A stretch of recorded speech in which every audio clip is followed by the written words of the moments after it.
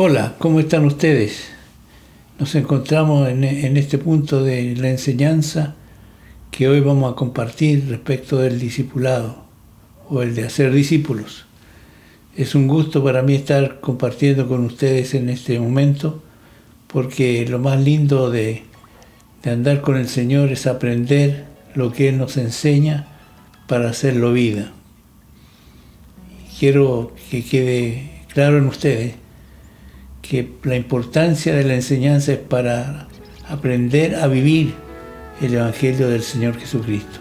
Así que juntos vamos a aprender un poco más en esta oportunidad. Quiero mostrar un aspecto de esto con un dibujo que ustedes pueden visualizar el proceso para la formación de un discípulo. Vamos a comenzar de abajo. En el lado izquierdo hay una puerta y hay tres elementos ahí importantísimos. Es el arrepentimiento, el bautismo y el bautismo en el Espíritu Santo. Esto constituye la puerta de entrada al reino de Dios. En Hechos de los Apóstoles, el apóstol Pedro, cuando le tocó predicar, cuando fue derramado el Espíritu Santo, él hace mención a este hecho tan precioso y único. Pero ¿qué es el arrepentimiento? Arrepentimiento es un cambio de mentalidad, cambio de actitud, de mente, de corazón. Para bautizarse tiene que haber un arrepentimiento real, y esto se produce a través de la fe. El bautismo es un elemento espiritual, aunque es una cuestión real cuando nos sumergimos en el agua, pero tiene que ver con un hecho de compromiso con el Señor. Y luego está el bautismo del Espíritu Santo, que es el que nos va a guiar en toda nuestra vida con Cristo. Luego de entrar por la puerta hay un camino. Este camino conduce a una meta. Este camino es el tiempo que llevamos en la vida en formación para llegar a ser como Jesús. Nuestra meta, nuestro final de llegada es hacer como Jesús. No sabemos si lo vamos a alcanzar, pero tenemos que estar con los ojos puestos en este objetivo.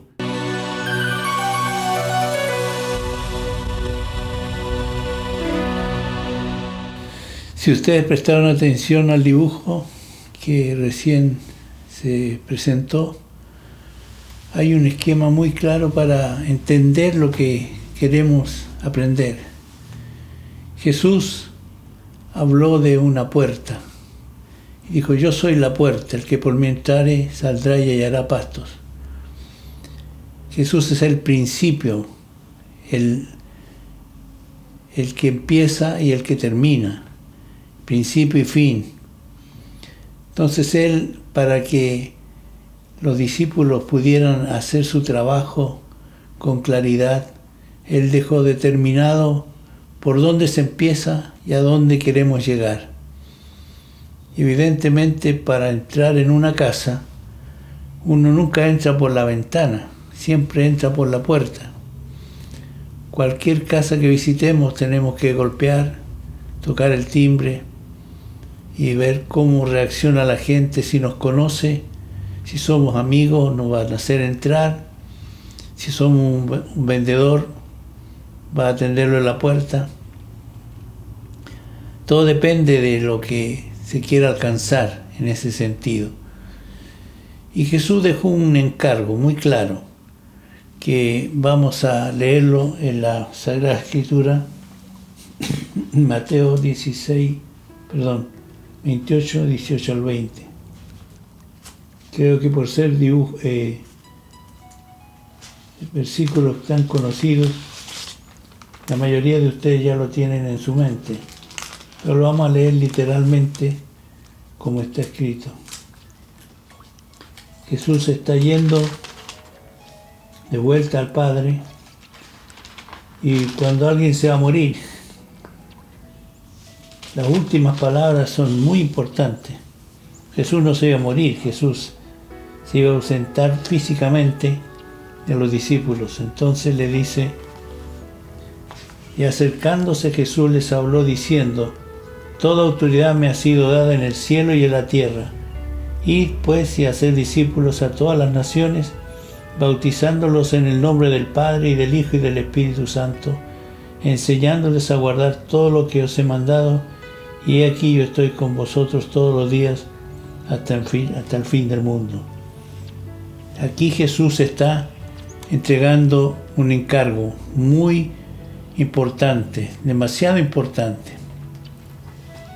¿Qué quería Jesús con esto?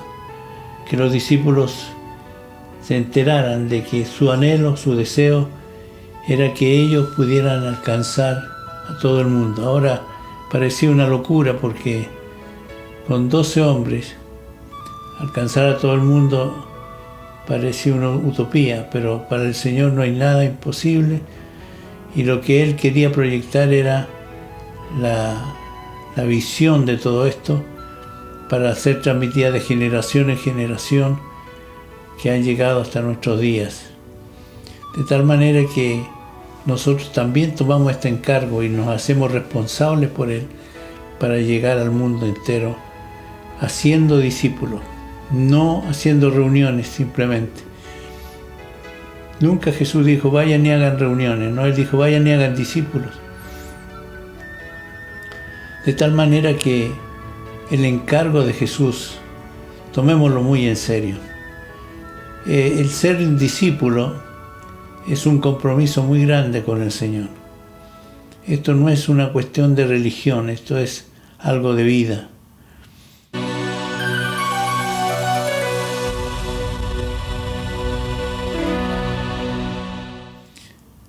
Veamos un poquito los principios fundamentales para ser discípulo. Leemos en Mateo 16, 24.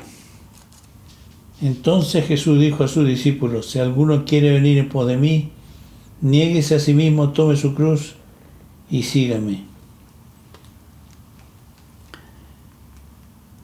El que quiera seguir a Jesús va a tener que dar un paso muy importante. Dice, niéguese a sí mismo, muera para sí mismo. Esa es la palabra correcta. Y en Romanos capítulo 6, verso 22, se nos aclara más el panorama. Dice en Romanos 6, 22, pero ahora, habiendo sido libertados del pecado y hechos siervos de Dios, tenéis por vuestro fruto la santificación y como fin la vida eterna. Volvemos a Mateo 16, en el verso 25 dice, porque el que quiera salvar su vida la perderá, pero el que pierda su vida por causa de mí la hallará. Aquí hay dos cosas muy importantes. El perder la vida, ¿qué significa?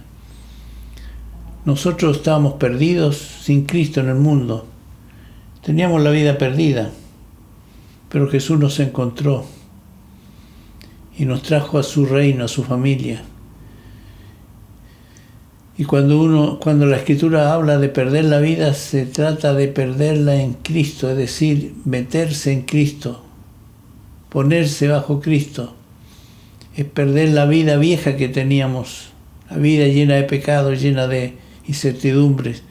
Esa vida se perdió porque Jesús fue a la cruz para pagar el precio por el pecado y tomó nuestro lugar. Se perdió la vida, pero para salvar la vida, entonces hay que renunciar a todo lo que hacíamos antes en mala manera. Otro texto en Mateo 10, 37 es muy importante tenerlo en cuenta. Voy a leerlo para aclarar más. El que ama al padre o a la madre más que a mí no es digno de mí, y el que ama al hijo o a la hija más que a mí no es digno de mí. Y el que no toma su su cruz cada día y me sigue, no puede ser mi discípulo. Aquí Jesús se plantea claramente lo que significa perder la vida por causa de Él y salvar la vida en Él. Leo en Lucas 14:33, que es una palabra muy decidora. Aquí está hablando tomando un ejemplo de un rey que va al encuentro de otro rey para la batalla y dice, no, se sienta primero y delibera con 10.000 hombres para enfrentarse al que viene contra él con 20.000.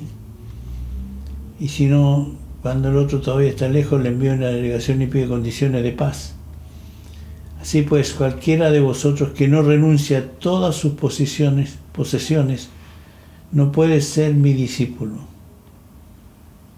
El que no renuncia a todas sus posesiones, no puede ser mi discípulo. Yo creo que está muy claro el hecho de que perder la vida significa entregarse todo al Señor, poner todo bajo la autoridad de Jesucristo. Y salvar la vida significa asumir la responsabilidad de sujetarse al Señor bajo sus condiciones, bajo su voluntad. Yo llegué hasta ahí cuando me entregué al Señor. Hasta ahí llegó la vieja vida. De ahí en más comienza una nueva forma de vivir. Así que luego viene el fruto de eso. El fruto es que cada uno en su lugar tiene que procurar ganar a otros, que es el encargo de Jesucristo. Leamos en Juan 15, versículo 9. Cuando uno va a sembrar una semilla o a plantar un árbol, lo hace con la esperanza de que este árbol o esta semilla dé fruto. Como el Padre me ha amado, así también yo os he amado, permaneced en mi amor. El versículo anterior dice, en esto he glorificado a mi Padre, en que llevéis o deis mucho fruto, y así probéis que sois mis discípulos. El Padre se agrada cuando nosotros damos fruto. Ahora la pregunta es, ¿cuál es el fruto? Les pregunto a ustedes, ¿cuál es el fruto de una oveja? Otra ovejita, un corderito. ¿Cuál es el fruto de un manzano? La manzana. ¿Cuál es el fruto del damasco? El damasco. ¿Cuál es el fruto de un discípulo? Otro discípulo. Esta es la idea de Jesús, que siguiéndolo a Él, viviendo lo que Él nos manda vivir, vamos a dar fruto en abundancia.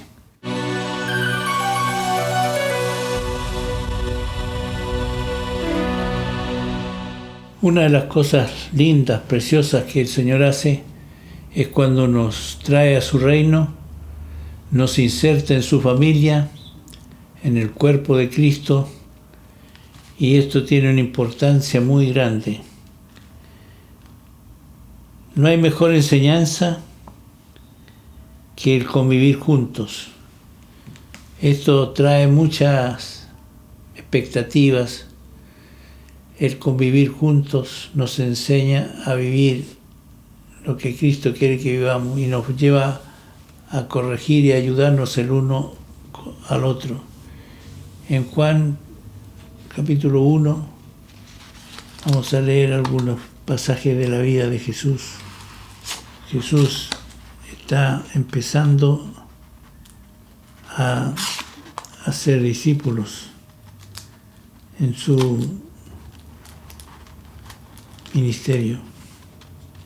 Es interesante cómo Él va escogiendo discípulos que no son los más letrados según el mundo, no son los que más tenían posesiones, sino simplemente Él lo eligió porque el Padre se lo dio a elegir.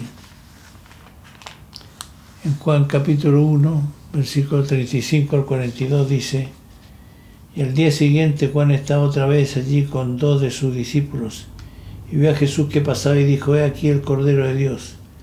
Y los 2 discípulos le oyeron hablar y siguieron a Jesús. Jesús se volvió y viendo que le seguía le dijo: ¿Qué buscáis? Y ellos le dijeron: Rabí, que traducido quiere decir maestro, ¿dónde te hospedas? Él le dijo: vengan y vean. Entonces fueron y vieron. Fueron y vieron. Esto es muy importante. Donde se hospedaba. Y se quedaron con él aquel día porque era como la hora 10. Uno de los 2 que oyeron a Juan y siguieron a Jesús era Andrés, hermano de Simón Pedro. Él encontró primero a su hermano Simón y le dijo: hemos hallado al Mesías, que traducido quiere decir Cristo. Entonces lo trajo a Jesús. Jesús mirándolo dijo: tú eres Simón, hijo de Juan, serás llamado Cefas, que quiere decir Pedro. Este era un pasaje en la vida de Jesús muy importante, porque estaba empezando a atraer discípulos para enseñarles. En Hechos 1:1 dice la Escritura que Jesús empezó a practicar lo que Él vino a hacer a la tierra y el encargo que vino a dejar, pero Él primero hizo y después enseñó, es decir, vivió y después enseñó. No era como el capitán Araya que manda a todos adentro y él se queda en la playa. Para predicar se necesita vivir. Cuando uno vive la enseñanza que da, eso tiene un respaldo tremendo. De tal manera que es importantísimo entender que el estar juntos no es una cuestión obligatoria. La convivencia es algo muy precioso, donde se aprende el uno del otro muchas cosas. No nos juntamos para criticar ni para hablar mal de otros, nos juntamos para hablar de las cosas del Señor, de los testimonios que el Señor va haciendo en la vida de la gente. Y es una gran alegría poder compartir la fe en este sentido. Tengamos en cuenta que Jesús siempre estaba con los discípulos, comía con ellos, dormía con ellos, caminaba con ellos, también sufría con ellos. Esto es la verdadera comunión. Jesús enseñó a llorar con el que llora y a reír con el que ríe. Y alguien dijo que la tristeza compartida es media tristeza, pero el gozo compartido es doble gozo. Y eso es verdad. Cuando alguien está triste y uno le acompaña, pone su mano en el hombro y ora con él o con ella, está quitándole carga de su corazón. La persona está entendiendo que el que está a su lado quiere compartir su carga. Eso se aliviana mucho, pero el doble gozo se multiplica porque la alegría se expande a todo el lugar donde uno está. Así que tengamos en cuenta siempre esto, que es importante la convivencia, el compartir juntos, el comer juntos. No se trata de la comida, se trata del hecho de estar juntos y de compartir lo que el Señor está haciendo con cada uno.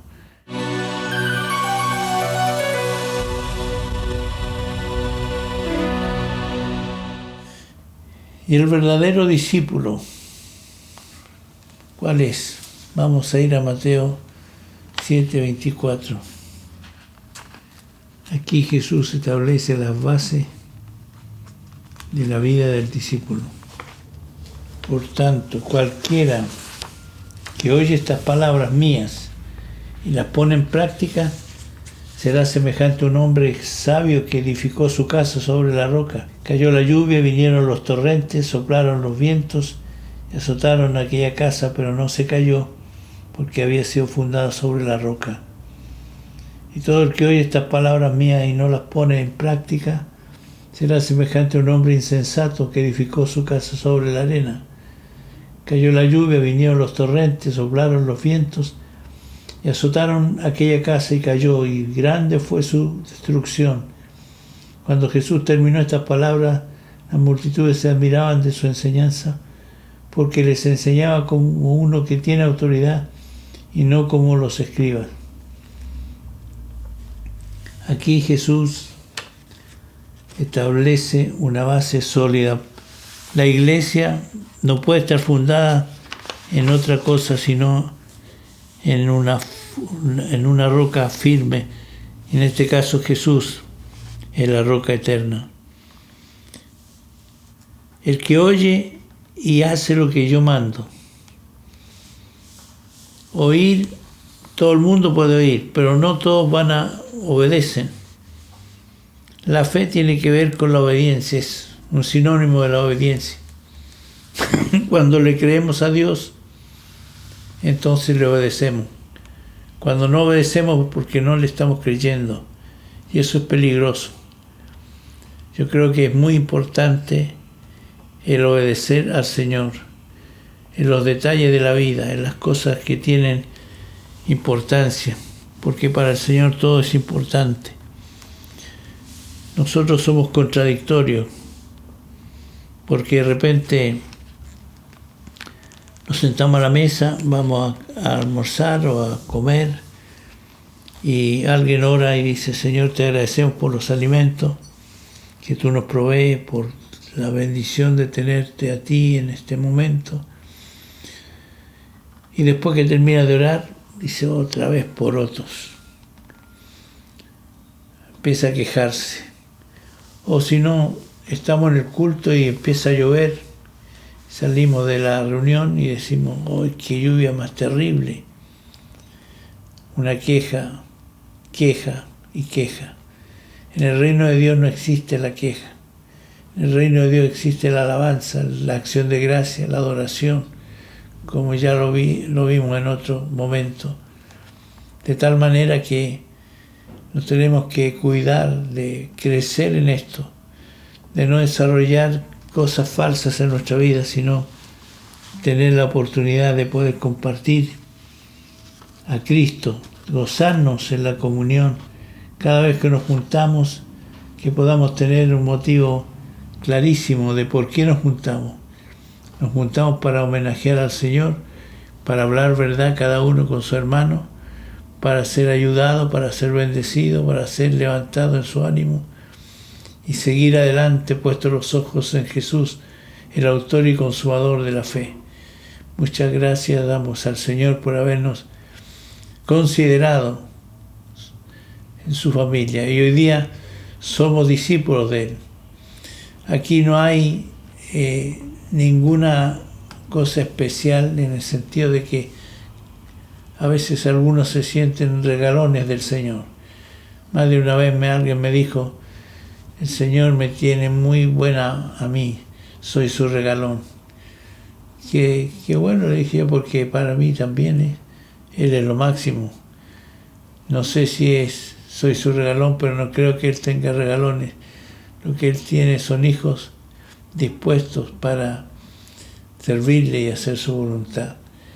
De tal manera que estamos contentos, debemos estar contentos y tener claridad de que la obediencia es un elemento sumamente importante. Aquí es perder el tiempo cuando uno oye y no hace. Todo el tiempo que ocupa en reuniones, cultos, encuentros, será perdido si no estás queriendo obedecer al Señor. Será tan perdido como edificar una casa sobre la arena. Entonces, para ir terminando esta reflexión, es importante que para ser discípulo de Jesucristo no es suficiente saber algunas cosas, sino hacerlas. Tú puedes llegar a saber mucho acerca de Jesús, pero eso no te ayudará mucho. Por el contrario, si no obedeces la enseñanza desde el fondo de tu vida, te llama necio, insensato, por la pérdida de tu tiempo y energía en una gran nada. Todo el tiempo y energía gastada en escuchar las palabras de Jesús se va a venir abajo como la casa edificada sobre la arena si no haces lo que Jesús te manda. Por último, ¿eres tú que quieres seguir al Señor? ¿Vas a decidir de una vez para siempre ponerte al amparo del Señor y obedecer sus mandamientos? Es tan importante tener una definición en esto. Sin definición no puede haber obra, no puede haber proyección. Así que yo les invito, les incentivo a que se unan al Señor de todo corazón y sean influencia en cualquier lugar donde quiera que estén. Ser un discípulo verdadero es un testimonio tremendo para la gente del mundo. Y cuando ponemos las cosas en práctica, esto es mucho mejor. Jesucristo es Señor para gloria de Dios Padre. Y Él es el único que tiene el control de todas las cosas. Por eso te agradecemos por este momento, dándote a ti la gloria, Señor, para siempre. Toda la gloria a ti, por los siglos de los siglos. Así que, hermanos, alistémonos en el ejército del Señor, bajo las órdenes del gran Señor y Rey. Jesucristo es el Señor, para gloria de Dios Padre. Amén.